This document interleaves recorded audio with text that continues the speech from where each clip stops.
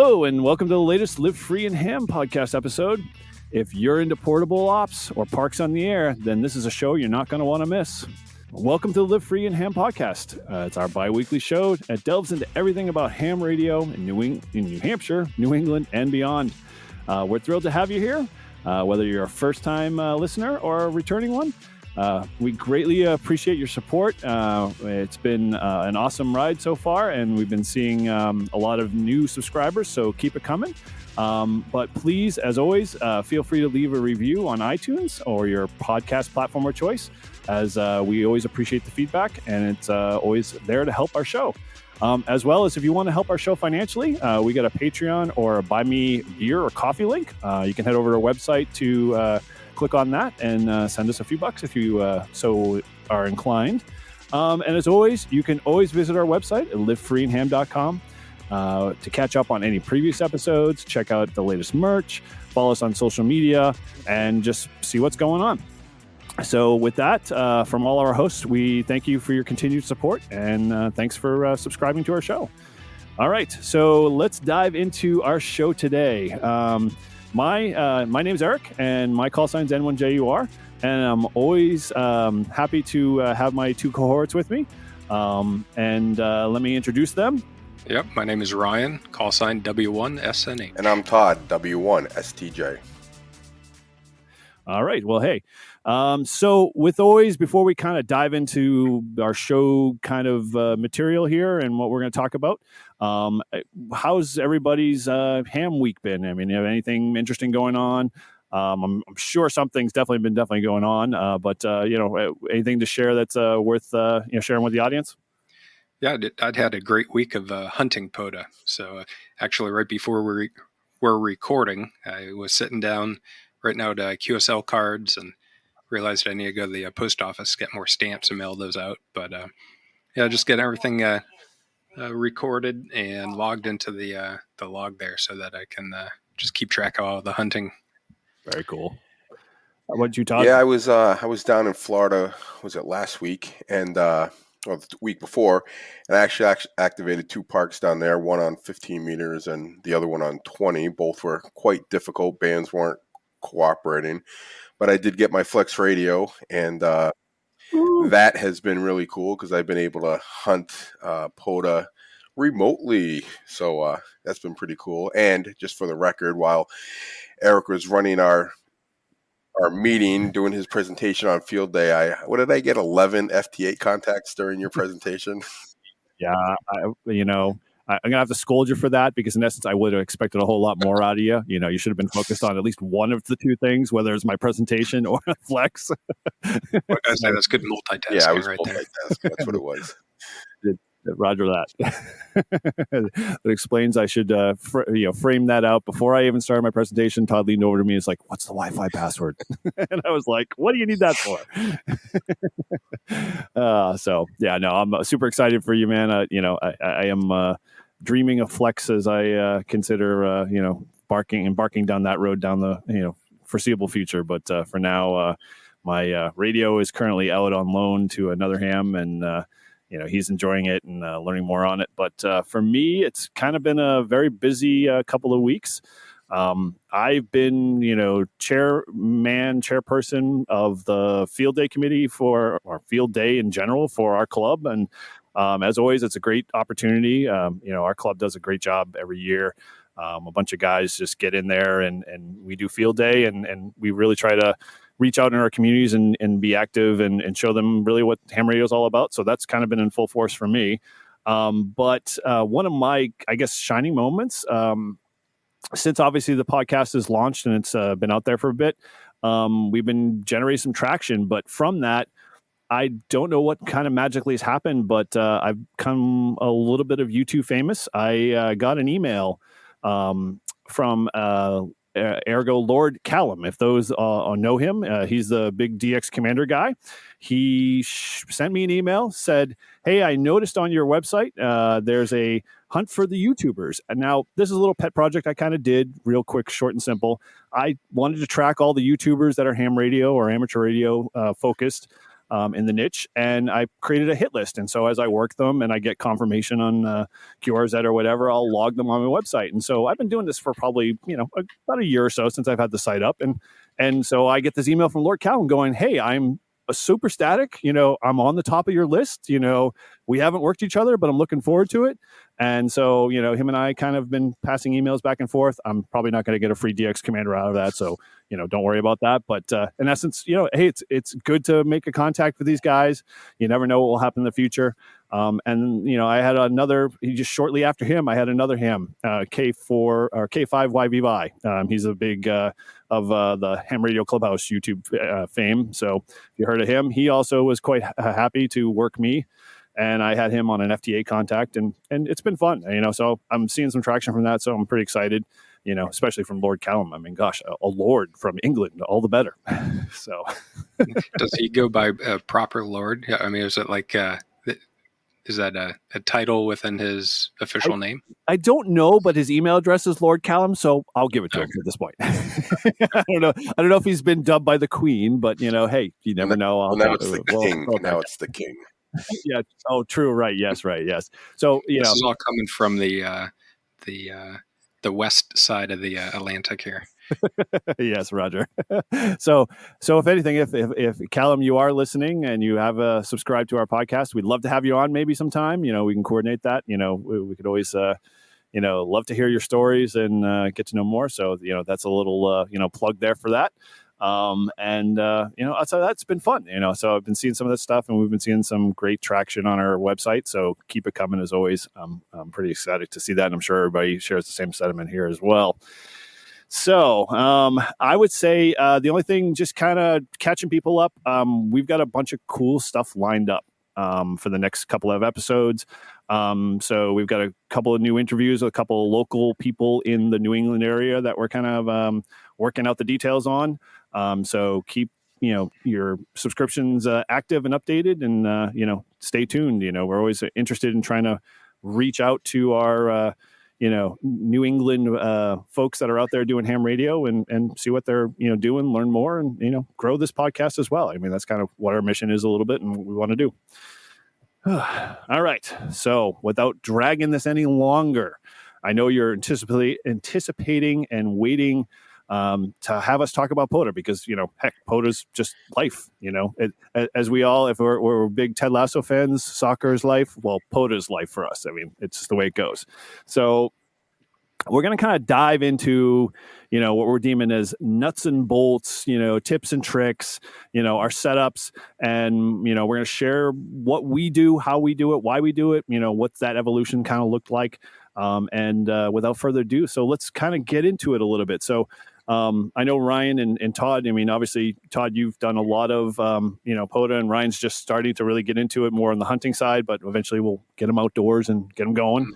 He's got a great 705 there that's just doing nothing right now. Right? Eventually we'll get outside, I'm sure.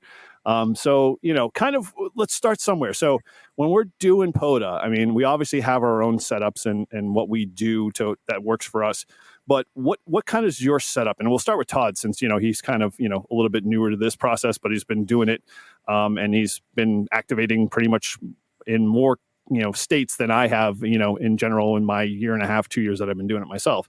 So kind of what's your setup look like, Todd? What stuff that you describe kind of in just a nutshell, what your setup kind of looks like. And then, what have you learned in that process, along the way?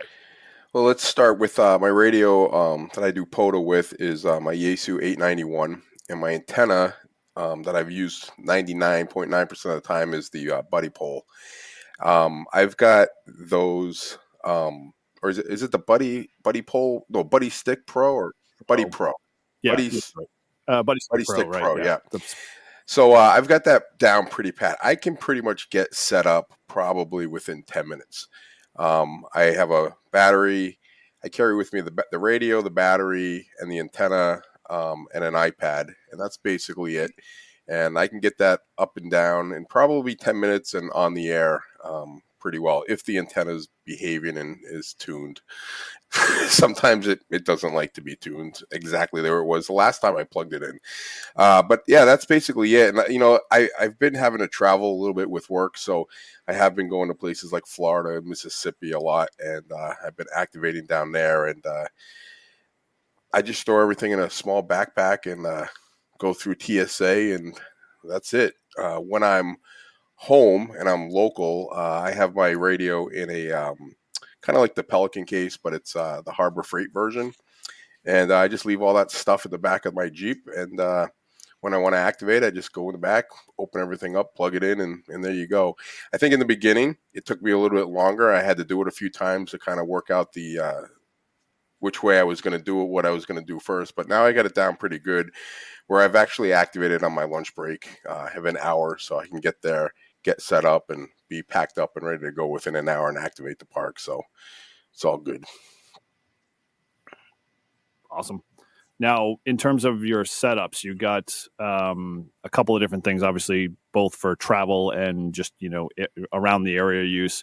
Do you find that you have to spend a lot of time, making sure you've got, is it just kind of like a forklift from one to the other, or do you have to do a little prep in terms of making sure you got connectors and, charge batteries and that type of stuff? So I always keep my battery charged. So when I'm done doing an activation, I just plug it in, and once it's charged, I throw it back in the bag. And then I have little pouches, those little Ziploc pouches I got at Home Depot, or you see pencil cases or whatever. So I have a couple of them. One has connectors and parts that I might need, and everything else is basically in there. Yeah, there you go.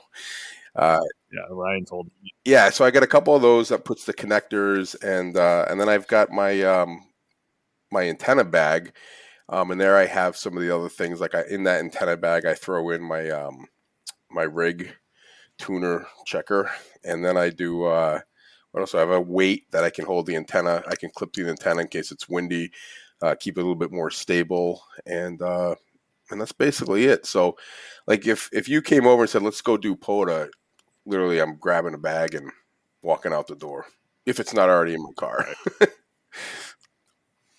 Okay, cool. And that's really cool, Todd. Just curious. So you had mentioned traveling with your setup. Have you had any issues or friction going through TSA? Do we have enough time in the podcast to go over? We might have to do a whole week's worth. Yeah, I've had all kinds of problems. So Manchester, New Hampshire, small little airport. Those aren't from New England who are listening. Best airport to go through TSA. They got the state of the art. You don't have to unpack anything. You just walk through and it knows, right? You don't have to take your laptop, computers out. You just shove your bag through. I always tell the guys, hey, I've got a ham radio and a battery in there. I haven't gone through once where I've gone just through and they've let me through. It's always something.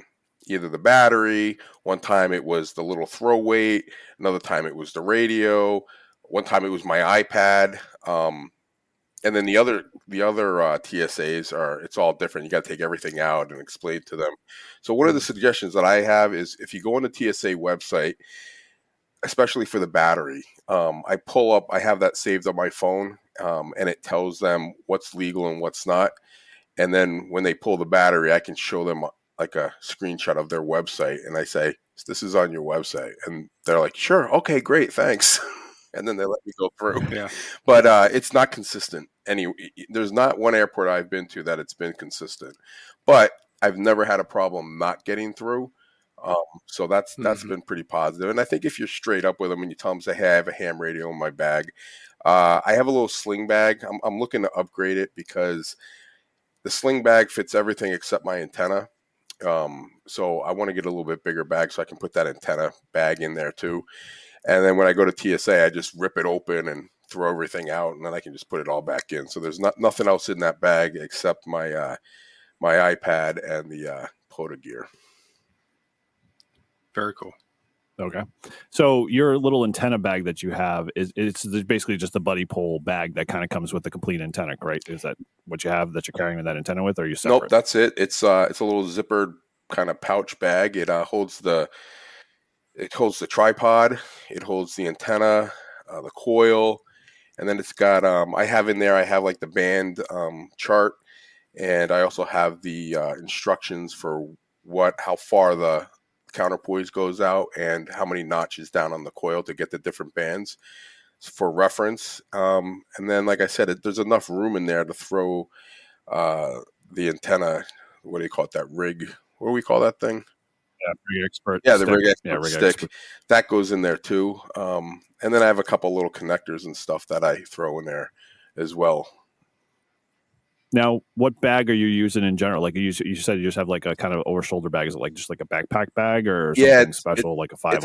It's a 511. I forget what they call it, but it's like a sling backpack. So it's only, and it's great, except I can't fit the antenna bag in it. So I've been looking. The next one up is a backpack version, and I think if I buy it, I think it's going to be the right size to fit everything in perfectly. If not, I could always probably return it and get the 2 sizes up. But I think the 1 size will work. And it's not, I mean, the bag's heavy. I'm not going to joke. I mean, it's like, it weighs a lot, but the 891 is pretty heavy. Yeah, and the battery too adds to it. So, but I just throw it on. I walk down, and like I said, when I'm traveling, so when I'm doing POTA with the buddy stick, you have to have, it's a raised aerial counterpoise, so it's only one. So in New England, and I'm driving, I just have one of those fence posts, those that you get at Home Depot for a couple of bucks. It's got a metal piece in the bottom. It sticks in the ground. It's got little notches, and the counterpoise is on like a spiral, like a little hook thing, and I just hook it on there.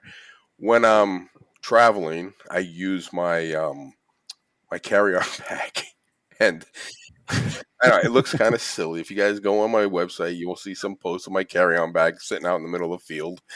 But as long as you're not hanging your laundry from it, that's fine. But it works because the handle, it goes up and down, and I take a carabiner and I just clip it on there, and you can move it in and out, and you don't have to be like, you can be anywhere. So wherever I sit, if there's not a tree or a thing, I just can put the bag out there, and it works. So, because I was like, I can't bring this huge spike on the plane with me, so I gotta improvise. So it works. So it's I've had pretty good luck of it, and I've had a couple of, I don't know how many I've done, probably like maybe close to 10, via airplane activations, and I haven't had any issues really.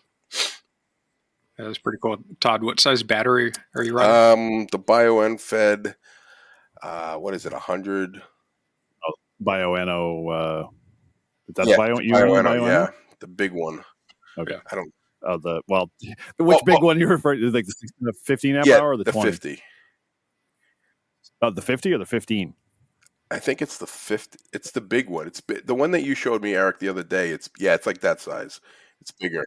Okay, so that's probably like the 20. Yeah, 15 or 20. Yeah, I don't, anything bigger than that, I think will break the TSA. Yeah. That explains why. I think it's pretty much maxed out because it's like a brick and it weighs a lot. So I was thinking of maybe getting a smaller one because, like I said, when I'm doing these activations, I don't have much time. When I'm traveling, I'm only there for a day, so it's like I do my thing and I have a few hours to find a park, set up, and activate. So I don't know if I need that big of a battery.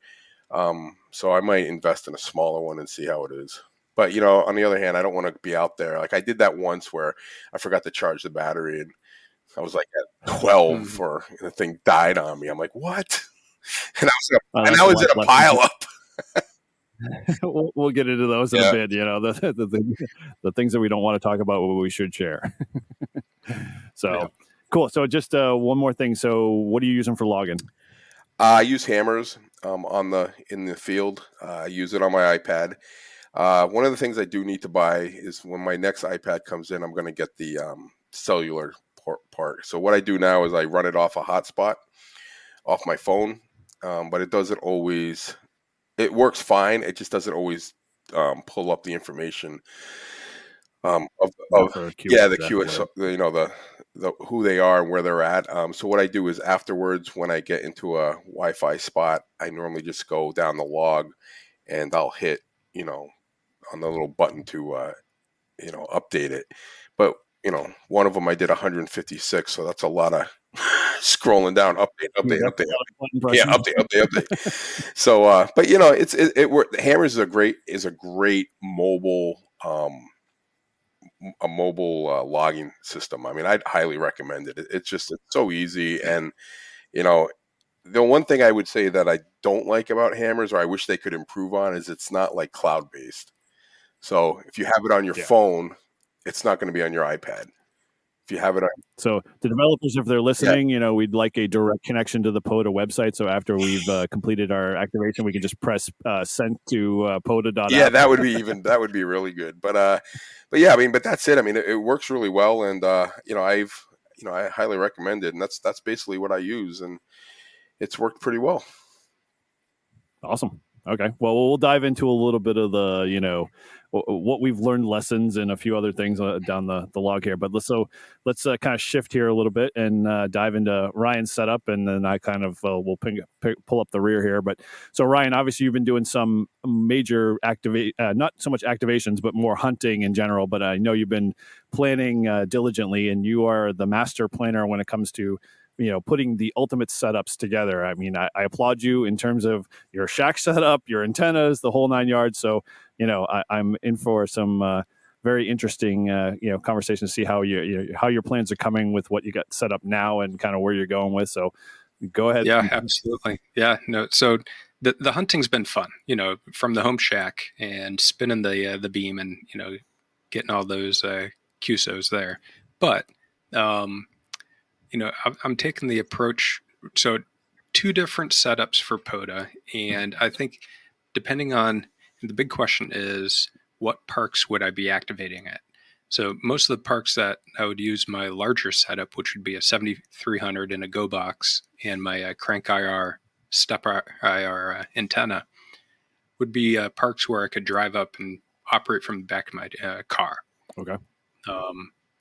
So this Go box has 7300, has a tuner. It's all bolted in there, so you can just grab the handle, throw it in the back place it in the back of the car, and connect it to the antenna, and you're right there in the parking lot, and you can activate. Works great. The antenna I'm very happy with. It takes probably not as fast as Todd. It'd take me 20 or 30 minutes to set everything up. But, I get full 100 watts out of it, and I'm familiar with the radio, and it's, relatively... And you got a full waterfall, too, so, like, you've got the benefits of seeing the whole entire spectrum of whatever band you're on. But then another side of POTA / SOTA that I've been interested in is a much more of a backpack setup. So I have a 705 with a Buddy Stick Pro and a 4 amp hour LiPo battery that will power the tuner, the 705, get the full 10 watts out of it, and then you can go hiking up whatever mountain in the area here and do a SOTA POTA. I think is that's my other setup. I've not done a SOTA yet. It's just a matter of clearing out the schedule and making some time for it. Right. Now, what are you going to use paper logging in that sense, or are you going to try to go to electronic, or what's your thought on that? So I do have an iPad, and most likely we'll be using hammers. So I think that's the cleanest setup right there. Something good with hammers too is you don't have to be connected online. So as long as you've got power to your iPad or your phone, it should work.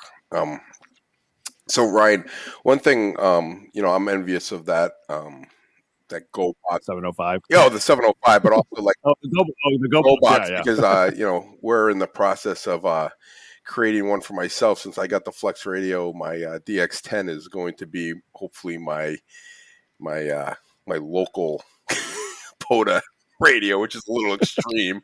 But one of the things that I found that the 891 is a great POTA radio, especially mobile, portable. You want to travel.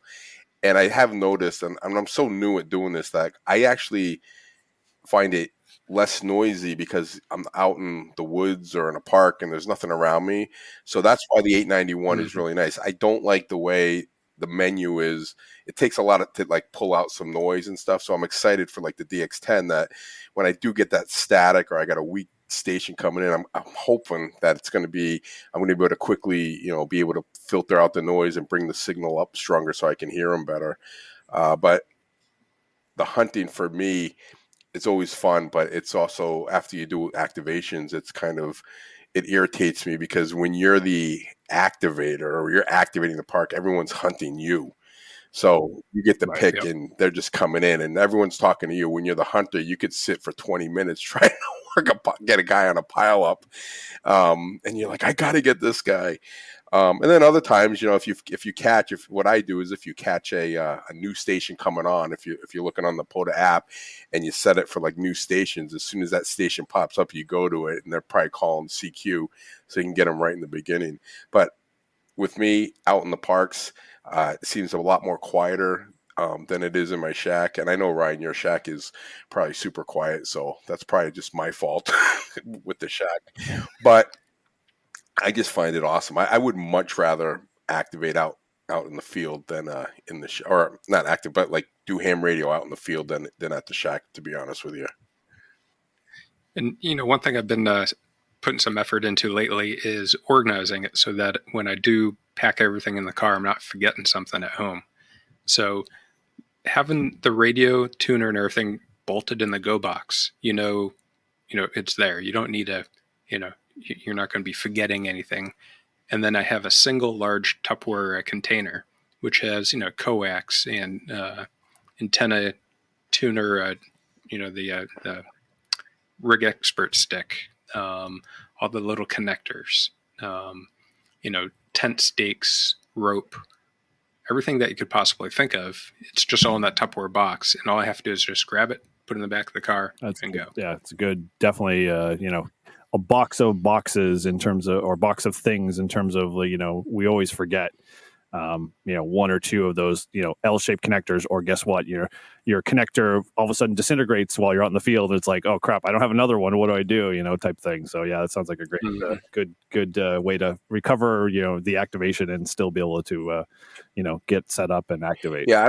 So I would say, one of the things that I learned is things that you need to like take out of your shack to bring POTA. You're almost better off getting a second one for your POTA box, right? Or your POTA activation. That way you're not unplugging stuff, putting stuff in, going back and forth. For me, it was just so much easier just to have separate stuff. This is my POTA stuff. This is the stuff I'm going out with. It's in like little pouches, which is in the bag or in the box or in where I'm doing, and then it's just there. And like you said, I know I'm trying to refine it even more because I'd like to get everything in the 891 to be in one backpack, organized in these little pouches, and then that way, when it's like POTA time, grab it, go. Right. Yeah. So we've kind of been talking around POTA, but you sparked my interest a little bit on the SOTA side. So you didn't talk about what you were thinking for SOTA antennas. Were you thinking lightweight portable like K6 ARK style antennas, or something a little bit more robust, or have you kind of flushed that out a little bit on your setup there for your POTA, for your SOTA side? So two different setups. One, I have not built it yet. I did get the kit from ARK. Okay. And I was going to do a end-fed half wave. Probably cut it for 20 because that tends to be the most popular. It's kind of a good working band there. And then use the Buddy Stick Pro. Okay. So depending on where I am and what the terrain looks like, use one of those two. What I would throw to you maybe is something you might want to consider, because obviously the band conditions, as we all are aware of, have been so wildly crazy mood swings. Maybe turning that K6 ARK antenna maybe in a linked kind of configuration dipole, so you have the capabilities to like run 15 or 17 maybe, and then that way if you're up on that mountainside, you don't feel like the activation's just been blown altogether because you only had like maybe one band or whatever. But yeah, that might be an addition to the design. Yeah, so I have 3 of his little kits. So I'll do a range of them. Nice. Yeah, that would be perfect. Yeah, just they're lightweight and small. Yeah.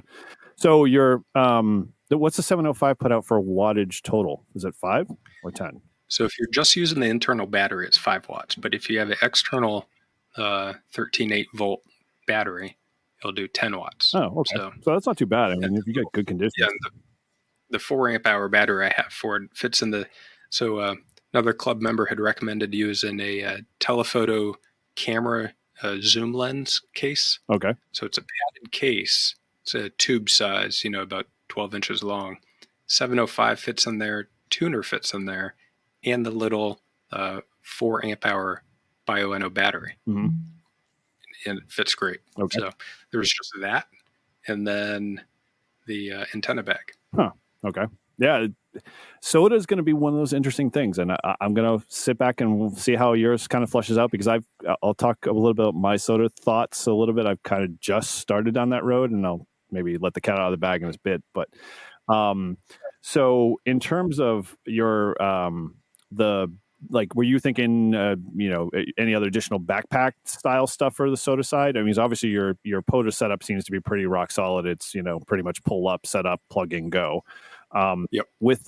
Before we kind of dive into the soda stuff, were you only going to be running that step IR antenna? Were you thinking some other additional antennas for that mix, or What if the park allows me to pull up and operate out of the car? Most likely, I'll just use the crank IR, just because I can get a almost perfect 1-to-1 match. It's great antenna. It gives me 6 meters through 80. Okay. And I'm familiar with it. So and it just works pretty but good. on the but for the soda, that's all as lightweight as possible. Right. Yeah. Now, were you thinking iPad in that sense, or are you just going to stick to your phone or paper logging? Probably the phone. Okay. Yeah. Yeah, I find a lot of guys who do soda tend to just use their phone to do it. Now, all of this stuff, and we never kind of phrased what bands, but we're all doing sideband here. I mean, none of us are CW guys by any stretch, unless you've got a surprise to tell us, Ryan. Nope. Okay. No, not yet. Not yet. That's farther on down the line for me, for sure. Okay, cool. So it sounds like it's a good setup. You got a question, Todd? Well, no, I was just going to say, when you're familiar with your gear and you've set up your antenna numerous times, and you've gone through it, it's kind of, it gets easier. I think the first time I activated without you, Eric, I think I was down in Connecticut, right? And I opened up the antenna bag. I'm like, oh, what? I did this once, but I wasn't used to it. And I was calling you like, okay, how do I do this? What do I do that? But like I said, for me, I'm like a hands-on guy. I have to actually do. You can tell me to do it, and I'm like, oh yeah, I get it, and then I don't get it. But once I do it, so I'm really comfortable right now. With my antenna, with my setup. And like I said, I like to be able to see if I can get a part. Like if I think, I got like an hour and a half, I could probably get one in there. If I drive by one, or I'm always scoping out where I'm going to be located and how many parks are around me. And then, the other part is when you're activating parks is doing a little bit of research prior to getting to the park, trying to kind of figure out where you're going to go, what it's like, where it's at, what do they have? Is this a place that has like a picnic table, or do you have to bring your own table, or are you going to work out of the back of your car or inside your car? I mean, I did a activation in central New Hampshire. They only had like 2 activations, and it was like on this dirt road, and there was literally like a spot for one person to park their car, and then it was like there's the trail into the forest. It wasn't really, it was a state forest or something. So that one was a weird one, because it was basically like there was the road, and the road turned into the hiking trail, and it was in the middle of the woods. And I'm like, this is it. And, I looked on the thing, but I had to do some research to figure out how am I going to get into this place, and is it going to be feasible on my way back to do on my lunch break. So I was able to get that one done. So yeah, it's and Todd, you bring up an interesting point there with dealing with the parks and the park rangers. I know we have a club member who was activating, I think, this past weekend, and at the end of his activation, one of the rangers challenged him and said, you need to buy a use permit. Yeah. Where he had to pay for a whole day pass. And, it's also a matter of educating the park rangers on what they're doing. Some of them I know are very specific. You can't mount or, put any stakes or anything in the ground. And other ones are like, yeah, it's fine. It's just leave no trace when you leave. Right. So I'm glad you brought that up, because my last activation in Florida, the park ranger knew exactly when they said, oh, what are you here for? I'm like, I'm going to do some ham radio. And the guy's like, they knew exactly where I'm supposed to go. You want to go here if you need that. They said, the one thing, please don't mount anything into the trees. That was their rule. And I explained to them I had the Buddy Stick Pro, and I said, nope, everything is none. I'm not touching any trees or anything. Other places, when I tell them what I'm doing, they they've never known it before. They're very interested. They ask questions. They'll come and hang out and watch, and I offer them to do it. I also carry a little pamphlet about what POTA is and pass those things out all the time. But yeah, I mean, it's some of them are very knowledgeable. Some of them don't have a clue, but then they think it's pretty cool. And I think, and I could see how, like, if they didn't know the difference, I think it's educating them and maybe even showing them some documentation. I showed one of them the website and I said, look, you've got like all these activations. Like, oh, people have been coming here forever. And they're like, really? Time. Yeah. So. Mm-hmm. Cool. Yeah. So I think we can kind of, that would actually probably be a really good episode to kind of get into the nuts and bolts in terms of how do you deal with a park that you've never been to, or, more of a official state park, and what the best tips and area things to consider. Because I've got my own kind of arsenal of stuff that I probably won't take time to dive into, but I think we should definitely, save that for some future episode to talk a little bit around, because we've all had different experiences and can definitely share some of our good and bad, situations. So yeah, I guess from my setup, I kind of do two things. And so obviously running a YouTube channel, I try to do a lot of the recordings of my YouTube. So my bag kind of includes some of that stuff, but I'm not going to talk about that here. I've evolved a bit. Just like Todd, I've got an 891, 15 amp hour and a 20 amp hour Bioenno battery, the Rig Expert Stick 230. I run a little different antenna than Todd does. I have two of them, but my really go-to antenna is always the Wolf River Coil. But the Wolf River Coil's got a unique setup for me that has been really successful. I use it in a center-loaded configuration. So if those that don't know what that means, basically you're getting two 24-inch, aluminum rod extensions that you're raising the coil from the base of the, the tripod up to the center. So in essence, it's acting like a full, half-wave dipole. I've found that antenna has been rock solid in bad conditions, in great good conditions. And as long as I don't have more than a 5 mile an hour wind load, that thing will stay up for the duration of the activation and even longer. However, if it's a good breeze, that thing is just, a big giant, paperweight, and it'll come crashing down if I don't anchor it well. And so we all talked a little bit about what we anchor, our antennas with. I had a buddy friend that we all are good friends with, KF4TPY. He had introduced me and threw a few my way because he's got a Wolf River coil of basically their tent stakes, but they're the screw-in style tent stakes. So and they're about 6 to 8 inches long, and all you do is just drive it in the ground, and then from the center, support of the Wolf River coil, you just basically tie that into it, and the thing stays pretty well, anchored, and everything's or they say is Bob's your uncle type thing, and everything works well. So that's kind of my setup. I run an iPad with cells, set up with hammers. That works phenomenally well. It's a benefit. I did a video on my YouTube channel a while back on a quick short on how to, upload the logs when you're out in the field, right, to POTA and to Dropbox and stuff like that. So you can easily process them quickly. But, from a setup perspective, bag-wise, I kind of evolved. I started with an Oakley bag, and Oakley has a Odyssey-style backpack that kind of unzips and spreads open. It has a bunch of pockets in it and a bunch of MOLLE straps. And my 891 fit in there, the battery fit in there, and everything was great, and including the iPad. The problem is that it was still small and agile, and as I started to add more equipment and grow and whatnot, that I think it got it outgrew its function. So I upgraded to a bag from, oh man, I can't remember the manufacturer. I'll post a link in the description of the show notes. But that bag, and Todd's seen it, and I think Brian, you as well.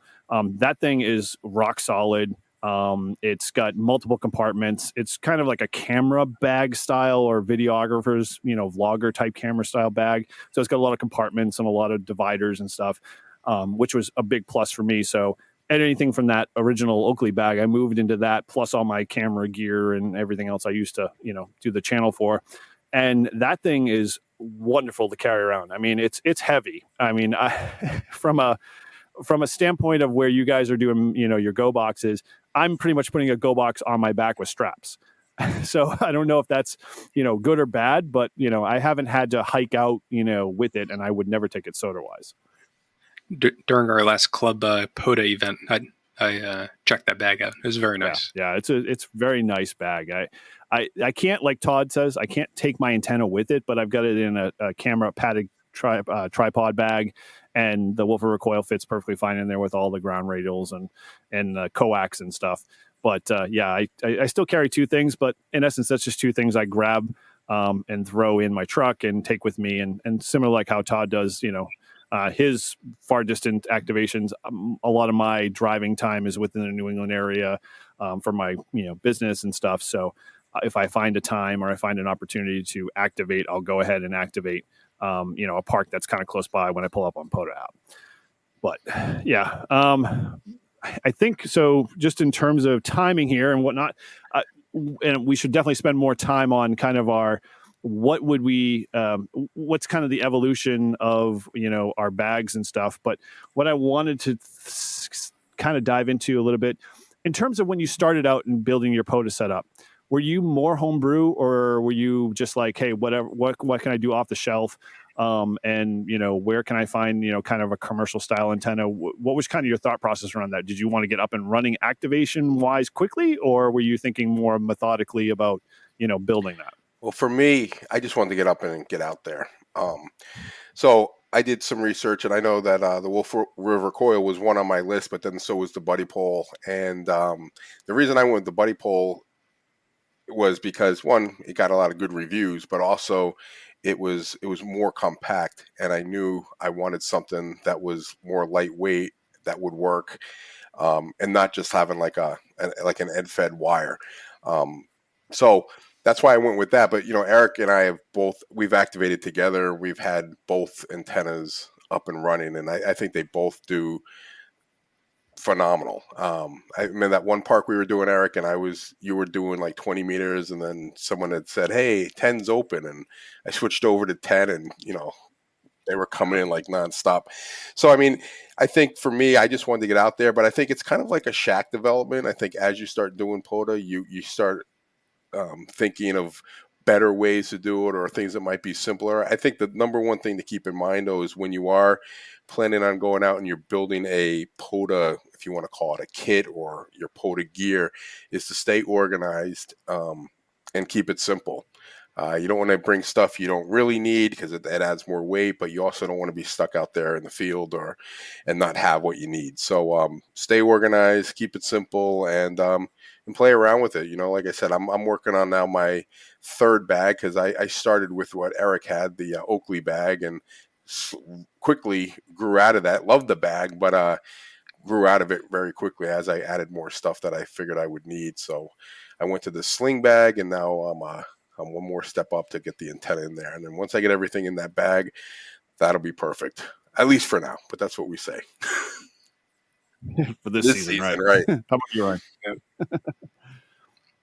Yeah, and for mine, it's I'm still in the conceptual stage. I think Todd hit the nail on the head with, you got to practice.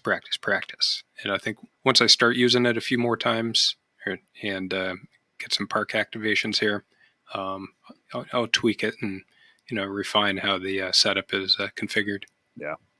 The only thing I would throw into both that mix is it's okay to want to mirror or copy yourself from other people. The best thing is you can do is learn from, what's the phrase, learn from flattery, or whatever the phrase is. But I can say that you could sit there and do analysis paralysis of what you want to do for setups and how you want to get this built and buy all of the equipment.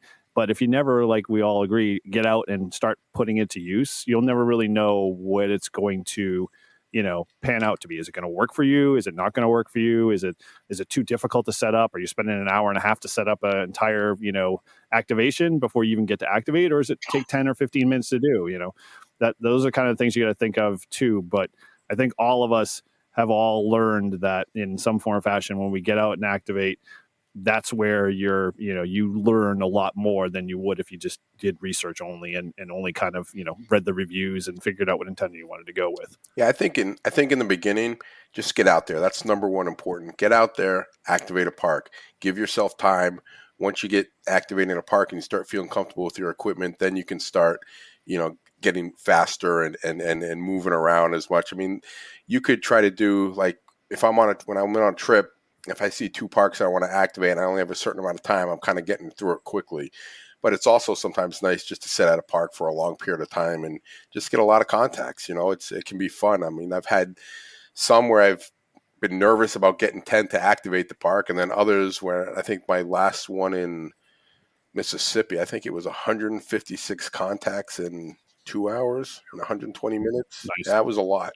They were coming in pretty strong. So yeah. So, I mean, just get out there and do it and have fun. And if you don't activate the park or you have a problem, it's a learning experience. And plus you're out there and you're attempting and playing radio. And I think that's all that matters. Cool. Absolutely. All right. Well, so then I think we have a lot more here. We're only kind of just scratching the surface of stuff, and I think we'll probably be talking a lot more about this and fleshing out a few ideas, because I think some of the process of field testing is definitely a good thing to dive into a little bit, and what that kind of looks like for both yourself and what we've experienced. And then I think we should definitely talk about some of our failures. I mean, some of the stuff we've run into, the park rangers. How do you deal with the new park ranger who thinks he knows everything and has that you have to get the special use permit and get that all squared away, and those that the park rangers that just they know ham radio operators. So we should share those stories and dive into that a little bit more. But the last thing I kind of want to touch on, here's the big deal. When you go first activate, what's your take on it? Is it QRP or 100 watts? Good question. I'm 100 watts. Yeah. Why?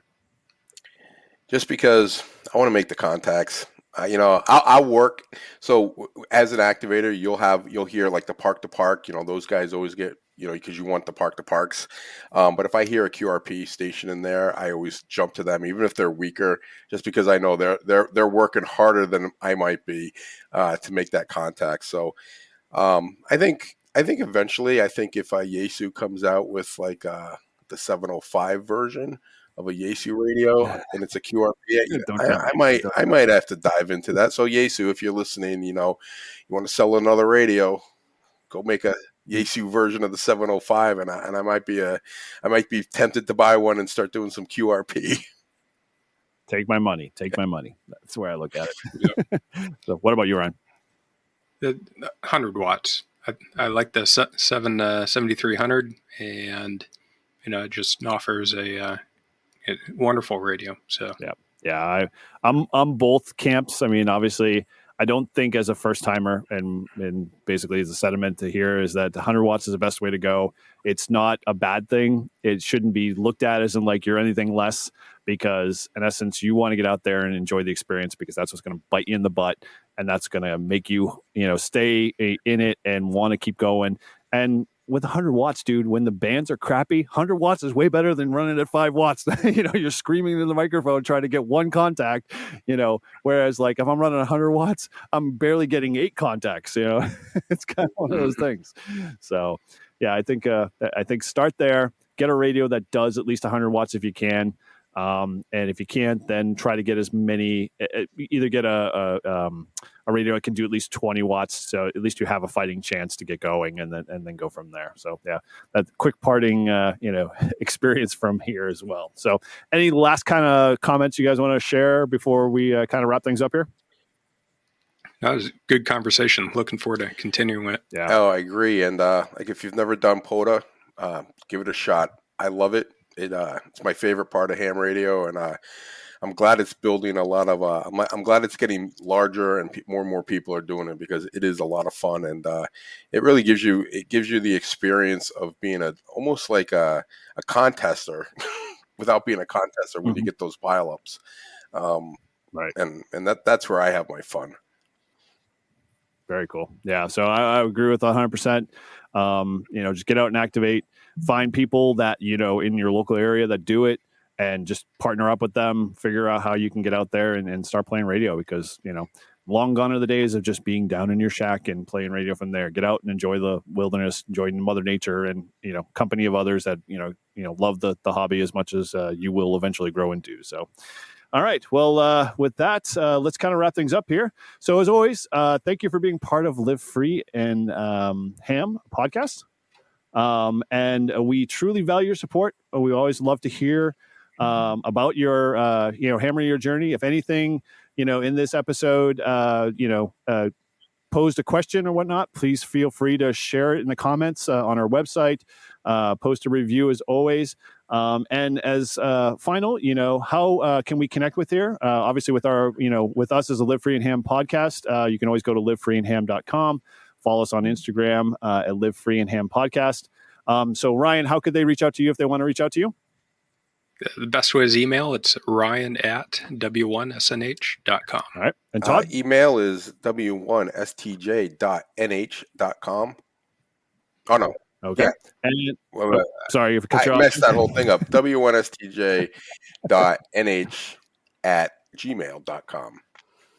There you go. Nice job. All right. And as always, you can always find me on N1JUR, and it's the same as the other guys too as well. You can go to their websites, buy their call signs, and you can get me on N1JUR at n1jur.nh@gmail.com. So as always, thank you again for listening to our podcast. We appreciate all the love and, continue to ham on. With that, say 7 3s. 73. 7-3.